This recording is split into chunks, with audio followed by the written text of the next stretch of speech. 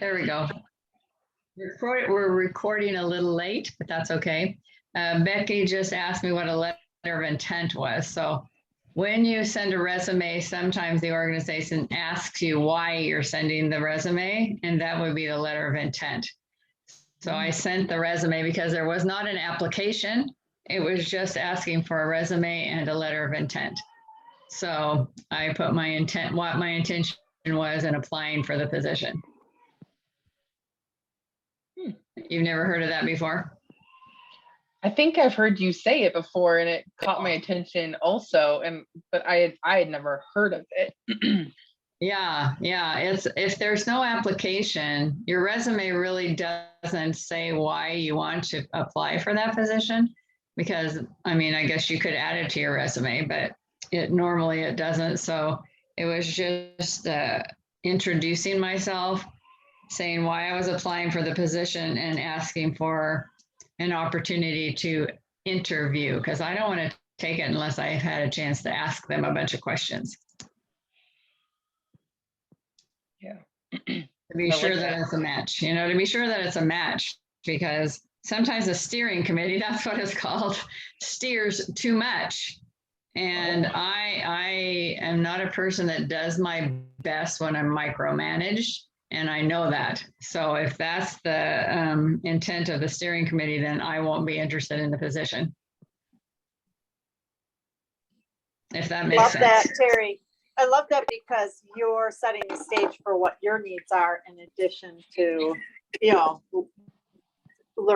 them learning about you. Yeah, because the money would be very nice. It would help us in our business because it would give us some extra revenue to put towards things. But still, if it's not in alignment with my leadership skills and my expectations around the position, then I'm not going to accept it. Even if they offer it, which they may not. But that's living in the moment, right? Yeah. Way to step up with the courage to do that, because it's, our time is, we have to determine how our time is best spent. Yeah. And that can be a really sensitive topic, Absolutely. And Becky, our heart to heart is the second Wednesday. And we can. So tell me how things are going with your gratitudes and acknowledgements and all those little tools you're trying. Well, my gratitudes, I continue to work in my journal every morning, and typically it's a minimum of 1, sometimes up to 3 gratitude. So that's been extremely helpful and more ingrained in my day than ever. Good. The journal, I was really heavily journaling for a while, and now that I'm back at work, finding that time has been a little bit harder. Yeah. And have you journaled? Okay. So how do you, just out of curiosity, because I know there's not a right or wrong way. No, there isn't. And right now I'm using the OP journal, trying to consolidate everything into that.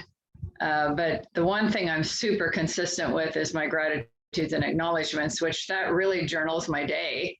The things that happen that I'm grateful for outside of myself, and then acknowledging myself for the things that I accomplished that day, sets up for a pretty good record. And then I put in the OP journal, I put more little anecdotal things that happen.